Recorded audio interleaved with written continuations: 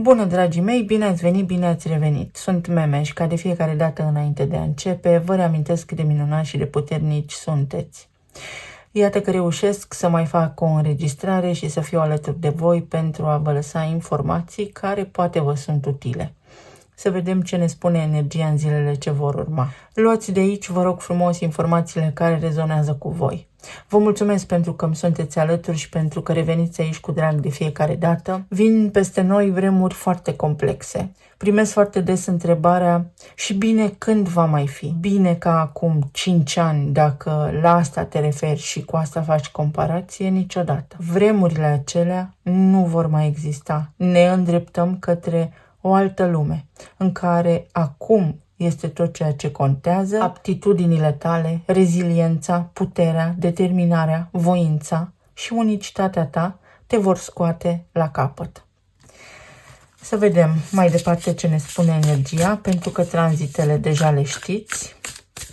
Avem o opoziție, adică un aspect tensionat în acest moment, în timp ce filmez, între Soare și Pluton. Pluton este reprezentat în tarot de Arcana Moartea, iar Arcana Moartea are numărul 13. Soarele este reprezentat, desigur, de Arcana Soarele, de numărul 19. 19 vine cu sacrificiu și codependență, iar 13 vine cu disonanță, cu empatie sau cu discordie. În consecință, pentru că este un aspect tensionat, pentru că Soarele este în Leu și Pluton în Vărsător, ai de ales. Ce este cel mai important acum este să-ți găsești locul, să ai o comunitate, să știi cine ești și să-ți găsești tribul de suflete, oameni pe care să te poți baza pentru că ei există. Dacă în viața ta simți că nu funcționează ceva, că lumea din jurul tău nu este așa cum ți-ai dorit tu, schimbă-ți vibrația, pentru că vibrezi frică. De fapt, nu frica cred că este cel mai mare dușman, ci nevoia noastră de a controla, nevoia noastră de a face lucrurile sub o formă de control pe care o exercităm inconștient, astfel încât să nu dăm greș. Adaptabilitatea sub tranzitul lui Uranus în Gemeni va fi cheia succesului. De fapt, în viitor nu va mai fi despre succes, despre cine va fi cel mai bun. Nu va mai fi așa. Pace și împământare. Poți fi liniștit acolo unde ești sau îți poți găsi, așa cum am spus, tribul de suflete. Poți face pace cu toate cele conflicte interioare, cu toți acei oameni care consideri că ți-au greșit. Fiecare are o poveste de viață și mai mult decât atât, noi interpretăm acțiunile, evenimentele din viața noastră subiectiv. Pământul renaște sub o nouă formă. Noi renaștem odată cu Pământul sub o nouă formă. O situație stabilă. Poți stabiliza ceva. Îți poți lua un angajament. Ai parte de un angajament ferm din partea cuiva, de la locul de muncă, sau trebuie să îți întinzi atât de mult rădăcinile pentru a fi de neclintit în fața uraganului. Uraganul ca eveniment, ca fenomen meteorologic, este produs sub ură. Ura și gan. Gan înseamnă și am plecat, dar înseamnă și pistol. Atunci când nu pot să plec, atunci când mă enervez, atunci când sunt tensionat, simt sau mă simt precum un uragan. Te poți calma, toate lucrurile se pot așeza. Află cine ești, să știi tu cine ești. O stropitoare. Cere ajutor și vorbește cu cineva drag ție, cu un om în care ai încredere, despre ceea ce simți. Această stropitoare îți udă rădăcinile. Vorbește cu tine, înțelegeți viața. Poate fi vorba și despre clarificarea unei situații foarte complexe. Avem aici o albinuță, poate fi în legătură cu locul de muncă sau în legătură cu un sacrificiu într-o situație de codependență unde ești nemulțumit. Poți face lumină. Avem și Soarele aici. Numărul 13 în alfabet este reprezentat prin litera M, mijlocul, voi face o emisiune când mă întorc cu aceste detalii. Uite, pentru că vorbeam despre această albinuță, chiar a apărut aici. Comunitate, cooperare și viață bună, viață liniștită. Uranus va retrograda înapoi în Taur, moment în care tu îți poți așeza lucrurile în ordine.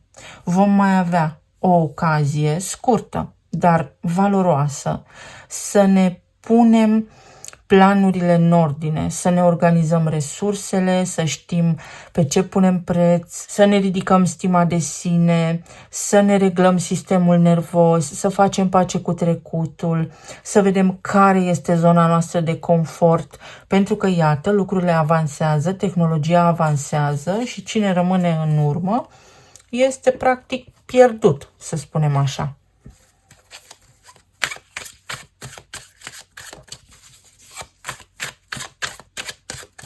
Trebuie să faci curățenie, să grădinărești, să alungi buruienile.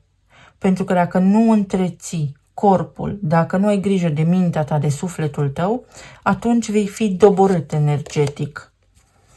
Un pod și numărul 12, spânzuratul, ideea care îți vine atunci când îți schimbi perspectiva. Tot spânduratul înseamnă și sacrificiu. Comunitatea, să îți creezi un sistem de suport în jurul tău prin a da și a primi.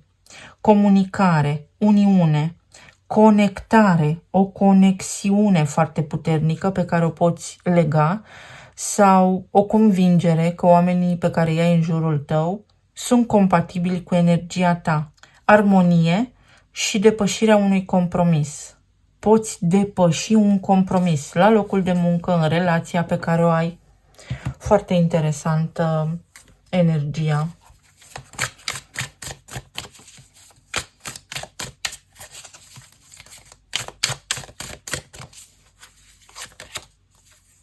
Asul de cupe, 7 de spade, magicianul, 3 de cupe, 9 de spade și regele de cupe. În sfera relațiilor, ai iubit și poate ai fost înșelat, ți-au fost înșelate așteptările sau ai parte de conflicte. Aici există o persoană care emană foarte mult stres sau anxietate, tocmai pentru că poate nu știi care sunt sentimentele partenerului tău de viață sau în cazul în care nu aveți încă o relație stabilă și foarte sudată, nu știi dacă omul respectiv te place așa cum îl placi tu pe el sau nu. Energia acestui moment te invită practic să ai încredere în tine și să te prețuiești cu demnitate, cu respect și cu iubire de sine, pentru că dacă tu nu te iubești, atunci nimeni din afară nu te poate iubi. Poate fi aici o remediere a unui conflict, poate fi o confuzie, poate fi vorba despre o neînțelegere care se poate clarifica acum, de la agonie la extaz, de la îndoială la confirmare. Pentru aceia dintre voi care sunteți singuri, să știți că mintea noastră este foarte puternică din cauza unei credințe proprii, din cauza unei convingeri personale. Însă energia vă arată că de îndată ce ieșiți din casă, comunicați, din aproape în aproape, puteți cunoaște pe cineva în comunitatea voastră, în cartierul vostru, prin intermediul familiei extinse, prin intermediul fraților, surorilor, prin intermediul unchilor, mătușilor și așa mai departe, la o aniversare. Și lucrurile acestea se pot întâmpla foarte repede, mai repede decât vă așteptați voi. Însă, potențialul să cunoașteți pe cineva nou vă sperie. În inconștientul vostru este o spaimă, este o frică care nu face altceva decât să vă scoată de pe traiectoria pe care voi de fapt o doriți. La nivel de plan material, poate fi vorba despre o lipsă de apreciere la locul vostru de muncă și foarte multe sarcini, foarte multe lucruri pe care le faceți și foarte mult sacrificiu. Puteți discuta despre aceste lucruri, fără teama de a vă pierde locul de muncă, pentru că dacă nu sunteți apreciați, dacă nu sunteți remunerați corespunzător, Să știți că aceste gânduri, aceste frustrări, anxietatea, stresul vă pot îmbolnăvi și atunci cheltuiți banii câștigați recuperându-vă sănătatea. Aici este o arcană a Scorpionului, este o nevoie de a controla. Poate ați avut de-a face cu o persoană toxică care voia în permanență să fie după bunul său plac totul. Însă, în acest moment, puteți interveni cu voință și cu putere pentru a schimba dinamica din acea relație. Poate fi vorba despre faptul că v-ați pierdut interesul pentru un anume loc de muncă. Printre prietenii voștri există o persoană care vă poate lumina, vă poate ajuta să vă găsiți un alt loc de muncă stabil sau să aveți o activitate care vă ajută să vă stabilizați la nivel de buget, la nivel financiar. Ai acum o oportunitate să faci parte dintr-un alt colectiv. Învinge frica, teama și stresul, pentru că teama de necunoscut este cea care te blochează. Controlul te duce înspre zona de confort. De îndată ce Uranus va retrograda înapoi în Taur, lucrurile acestea despre care vorbesc aici vor ieși la suprafață prin situații care se vor genera în jurul tău, astfel încât tu să poți lua o hotărâre. Să nu uităm despre conjuncția Marte, nodul sud, despre faptul că și Venus, care este în Gemeni acum, atinge atât nodul sud cât și nodul nord. Va fi nevoie de uniune, va fi nevoie de empatie pentru a putea face față acestui viitor despre care vorbesc, pe care nu-l pot desena pe hârtie pentru că totul este proiectat în timp real de noi, însă există un potențial mai apropiat de materializare decât multitudinea de probabilități care există deodată. O cupă plină, o declarație de dragoste, o împăcare poate fi aici sau ieșirea din autosabotaj. Să conștientizezi poate și unde greșești tu, pentru că nimeni nu este perfect. Poate fi o persoană care vrea să stați de vorbă, să comunice, să-ți vorbească, să își ceară iertare cu această cupă plină, să vină către tine cu bucurie, iar pe tine să te streseze acel lucru pentru că îți provoacă la nivel de sistem nervos tensiune. Mercur este cel care are legătură cu mintea, cu sistemul nervos, iar Uranus poate avea legătură cu crizele de nervi, poate avea legătură cu electricitatea, cu momentele acelea de tensiune, dar sub o presiune maximă. Uranus este în Gemeni. O comunicare neașteptată care te poate scoate din zona de confort. Nu înseamnă nici bine, nici rău. Înseamnă că poți rezolva ceva. Faetonul, progres. Pentru unii dintre voi, mesajul este următorul. Dacă nu este de durată, dacă nu vezi potențial acolo de durată, retrage-te, pentru că este un autosabotaj și este o bucurie de moment. Analizează foarte bine. Roata destinului, un moment foarte benefic, un moment oportun. Noroc poate fi sau un bonus la locul de muncă. Mai poate fi exact așa, omul potrivit la locul potrivit, așa cum spun de fiecare dată, din întâmplare, o întâmplare fericită. Ceva care în primă fază te sperie, te face ușor reticent, de fapt să fie lozul tău câștigător, asul tău din mânecă. 3 de băte. Pot veni pentru tine vremuri mai bune, pentru că ai parte de sprijin atunci când ai nevoie. Poate fi vorba despre o schimbare de perspectivă, despre un act de curaj de care trebuie să dai dovadă acum, sau despre faptul că una gândești și alta faci. Una îți dorești, dar mentalul tău, sistemul tău nervos, corpul tău nu îți susține dorința pentru că te temi, pentru că devii emotiv. Iar 3 de bâte îți arată o mare probabilitate de materializare a unei dorințe, a unui plan pe care îl ai și planul acesta îți încântă sufletul. Este nevoie de energie masculină, este nevoie să faci ceva pentru asta. Pe de altă parte, vine către tine sau poate veni către tine o persoană care are mari așteptări Este o persoană care are foarte mari așteptări, o persoană emoționată, o persoană care poate pune răul înaintea binelui, o persoană care poate este anxioasă, însă este foarte emotivă, poate avea un scut, să pară rece, detașată, însă este doar o aparență. În sinea sa, această persoană este foarte, foarte emotivă. Atenție la răceli, la nas înfundat, la bazin, la durerile de spate, pentru că este o povară, porți în sufletul tău o povară a unor lucruri care nu s-au întâmplat. Dacă le mai porți, dacă le mai ții în energia ta, se resimte durere în corpul fizic. Poate fi vorba și despre o călătorie unde te relaxezi, te reconectezi cu pământul, este vorba despre o schimbare, este vorba despre ionizare, este vorba despre acele momente în care poți să mergi desculți pe pământ și să te încarci cu energie, pentru că energia respectivă te ajută să-ți cureți câmpul electromagnetic. Un mesaj, o comunicare, o notificare. Aștepți cu sufletul la gură ceva sau ceva te surprinde, ceva neașteptat. Ție îți este adresat acest mesaj. Totul se aliniază și se sincronizează perfect.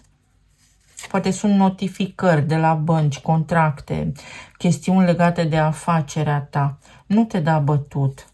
Nu-ți pierde încrederea. Și uite, 17, care înseamnă omnisciență. Lasă lucrurile să curgă de la sine. Nu încurca energia în materializare. Ai încredere. Nu fi emotiv. Nu fi stresat. Pentru că lucrurile se întâmplă sau se pot întâmpla pentru tine așa cum tu îți dorești sau cum îți este potrivit. Un cadou, o veste extraordinar de bună care te ajută să scapi de anxietate, te bucură maxim, este un noroc.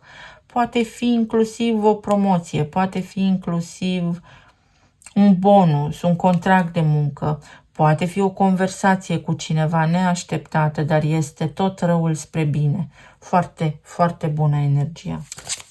Tot răul spre bine.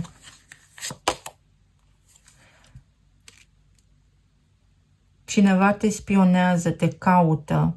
Este o persoană care se consumă nervos, se stresează foarte tare când îți vizualizează profilele de pe mediile de socializare.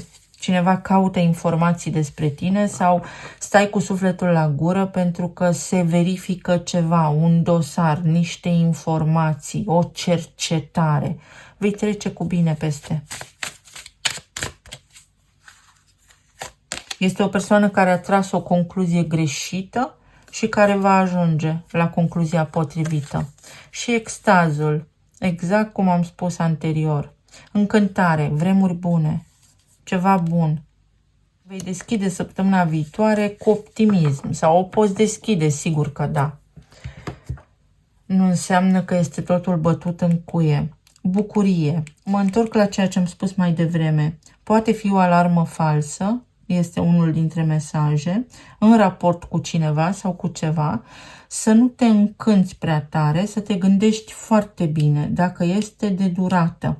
Să încerci să simți, pentru că pământul are legătură cu simțurile noastre, cu toate simțurile noastre, să încerci să simți, pentru că dacă vei merge și vei pune mâna, vei citi ceva, corpul va trimite, da, prin faptul că tu atingi, prin simțul tactil, vor merge stimul către creier și atunci, dacă devii anxios, s-ar putea să nu fie ceea ce ai tu nevoie.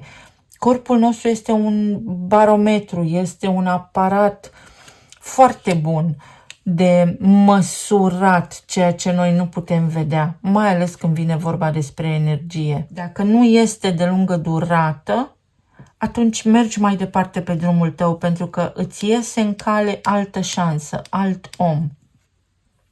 Iar pentru alții dintre voi este o sărbătoare, este ceva ce vă entuziasmează foarte mult, treci peste niște provocări, treci peste niște situații și ajungi acolo unde ți-ai propus. Ajungi acolo unde ți-ai propus. Hai să vedem ce ne spun și talismanele.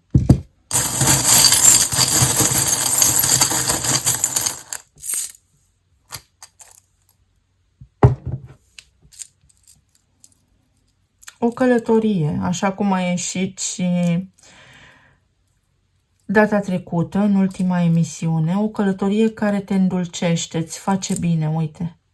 Te ajută să te regenerezi, recuperezi ceva dintr-o călătorie. Poate fi un drum pe o distanță mai scurtă, mai lungă, dar recuperezi ceva. Te recuperezi tu sau recuperezi ceva. Atenție la alimentație și la lucrurile care, să spunem că nu vă fac neapărat bine. Încercați să transmiteți creierului și corpului să-și ia ceea ce are nevoie din această mâncare toxică pe care cu toții o mâncăm. O ieșire în oraș, o bucurie, o revedere, ceva neașteptat de bun. Ești favoritul meu. Uite, cineva se gândește la tine cu plăcere și cu bucurie. Până la urmă veți discuta, veți vorbi. Poate fi oricine. Din nou faetonul, un drum pe care îl vei putea face, ai cale liberă, un progres. Venus și soarele. Ceea ce crezi tu că este bun pentru tine s-ar putea să nu-ți facă atât de mult bine. Și aici voi face referire la faptul că Venus guvernează Taurul și Taurul are legătură cu mâncarea. Iar această floare mă duce cu gândul la microbiom. La faptul că ai nevoie de echilibru. S-ar putea să mănânci, să poftești la niște alimente și ar trebui să identifici pofta din spate, pentru că indică, corpul îți transmite ceva. Ți este poftă de dulce, dacă ți este poftă de sărat. Toate cele senzații au o explicație. O veste bună, fantastic de bună în legătură cu copiii, o perioadă foarte bună, încântare, petreceți timp cu aceștia, vă revedeți, vă fac o surpriză, ceva neașteptat. ADN-ul și o vioară, muzica, sunetul, vibrația, frecvența, ne vindecă, ne susțin sănătatea. Refacere celulară prin terapie cu muzică, dar muzică bună. Muzica este codată. Marea majoritate a melodiilor au frecvență joasă. O nouă îndeletnicire, expert în ceva anume, o specializare, acumulare de noi aptitudini. O victorie. Este ceea ce este. Victoria și succesul tău vin din adaptare, vin din acceptare. Nu pot să schimb trecutul, dar acum pot să încerc să schimb viitorul. O victorie care vine ușor, ceva ce poți realiza foarte ușor, natural. O conștientizare foarte mare, niște asocieri. Ori îți găsești un asociat, ori ai nevoie de niște investitori, ori investește în tine pentru că asta te va susține în viitor. Pe calea aerului. Mental. Limbajul, fii atent la ceea ce spui. Încearcă să nu fii pesimist. Vești care ți încântă auzul și noroc. La aflarea acestei vești sau în urma unor informații, în urma unei comunicări, unei discuții cu cineva, cel mai indicat este să fii înțelept și îți va fi bine. Iar inițialele sunt TRX. TRX este o formă de sport foarte intensă. S-ar putea, pe de o parte, să ai nevoie de mișcare, tocmai pentru a te regla, pentru a-ți regla sistemul nervos, sau încearcă să iei o pauză, să te liniștești puțin pentru că ai planuri, vrei să faci o grămadă de lucruri și în acest proces îți este afectată sănătatea, nu faci decât să cumulezi mai mult stres. RX înseamnă retrograd, o discuție mai veche, ceva ce ai ținut în informația ta, în câmpul tău electromagnetic, în sufletul tău, poate ajunge acum la o concluzie. Pe de altă parte, știi că ceva din trecut este drum închis sau este o nevoie să conștientizezi că ceva trebuie lăsat în trecut. O nouă rută, o cruce de drumuri. O decizie importantă în urma căreia vei fi binecuvântat, vei fi împlinit, te vei bucura. Nevoi primare, decizii primare, prima chakra, care au legătură cu țara, cu familia, cu supraviețuirea, cu hrana. Încearcă să te ridici deasupra, să te extinzi, să îți extinzi percepția, pentru că poți, primești indicii, un tur, o excursie, sau trebuie să ocolești ceva într-o intersecție. Poate ești întors din drum, nu te teme, este bine. Poate întârzi undeva, stai liniștit, n-a fost pentru tine. Un drum închis, dar un drum închis care deschide altă traiectorie, altă oportunitate. Vă mulțumesc foarte mult! Vă doresc să aveți o săptămână minunată, zile minunate, să fiți bine, sănătoși și iubiți, oriunde v-ați afla în această lume. Revin în săptămâna ce urmează, așa cum v-am obișnuit, cel mai probabil ori pe 29, ori pe data de 30. Să ne auzim cu bine și data viitoare. Pa, pa!